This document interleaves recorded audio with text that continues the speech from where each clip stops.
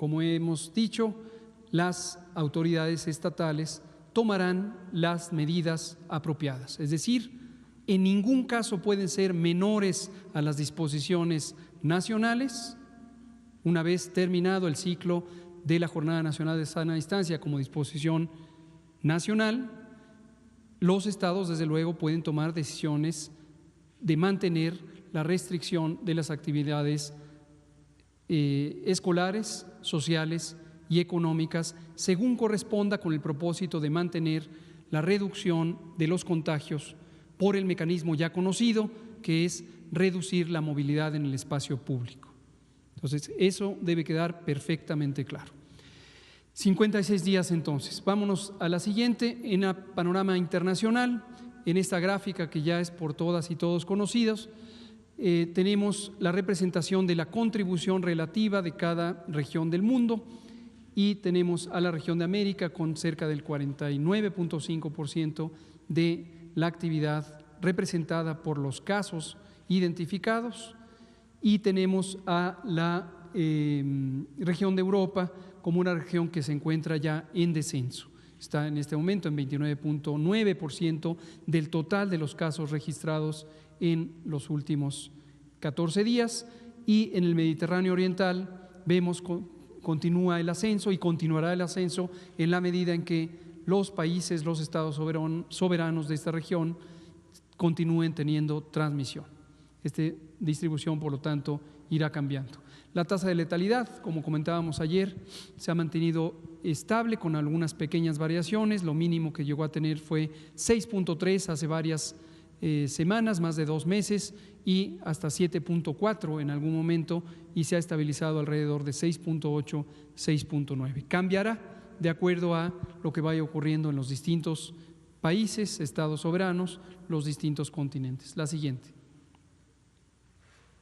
En México tenemos, desde que empezó el primer caso, que fue el 28 de febrero, 49.219 casos acumulados, personas que padecieron COVID y que fueron detectadas y confirmadas con las pruebas de laboratorio.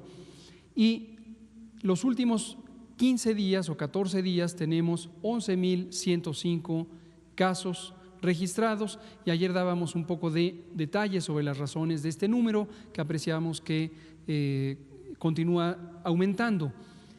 La región con la mayor actividad, ya lo dijimos, es el Valle de México. Se encuentra en la etapa de meseta, en la etapa de estabilidad en cuanto a la cantidad de casos nuevos. Empezará próximamente a descender, pero al tiempo que eso ocurre, también tenemos distintas ciudades que las detallaremos mañana o pasado mañana, mostrándoles las curvas de predicción y los casos identificados.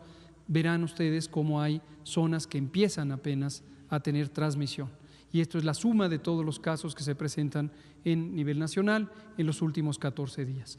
Muy desafortunadamente, 5.177 personas han perdido la vida por las complicaciones de COVID o por la expresión grave de esta enfermedad, que se ha presentado principalmente en formas graves en adultos mayores, pero también en México ha sido notoria la contribución de las enfermedades crónicas, en particular hipertensión, diabetes y obesidad, y tabaquismo, que también es una importante y grave enfermedad, condicionante de múltiples otras enfermedades que han contribuido a este problema. 172.000 personas han sido estudiadas, de las que han resultado 95.568 personas en las que se ha descartado, aunque han tenido los síntomas compatibles, se ha descartado por las pruebas diagnósticas de laboratorio. La siguiente, por favor. La distribución de los casos acumulados con prácticamente ningún cambio, dado que es toda la suma de la epidemia, y lo podemos ver en una gráfica de barras para apreciar cómo las regiones más pobladas, como son en la siguiente diapositiva, el Valle de México, tanto la Ciudad de México como el Estado de México, las zonas que han contribuido con la mayor cantidad de casos, y le siguen Baja California, Tabasco, Sinaloa y otros. En la siguiente diapositiva lo que vemos es los casos nuevos, los casos de los últimos 14 días, y podemos apreciar en la siguiente diapositiva. Estos 11.105 casos sí tienen importante variación y notarán ustedes que a lo largo de las siguientes semanas estaremos viendo estados como Baja California Sur, que pasaron al color verde, y lo mismo algunos otros estados. Estos ya estaban en verde. Este es el nuevo de verde de hace 2 días, donde tenemos ya una disminución de la actividad epidémica y desde luego empiezan a transitar por las distintas categorías con menores casos. Pero en el siguiente mapa que vemos en la siguiente diapositiva podemos comparar los territorios que tienen poblaciones distintas cuando usamos una medida relativa que se ve en la siguiente diapositiva, que muestra la incidencia, el número de casos divididos por la población. Y tenemos a nivel nacional 8.6 o 68, casi 8.7 por cada 100.000 habitantes, 8.7 por cada 100.000 habitantes han tenido en los últimos 14 días COVID-19.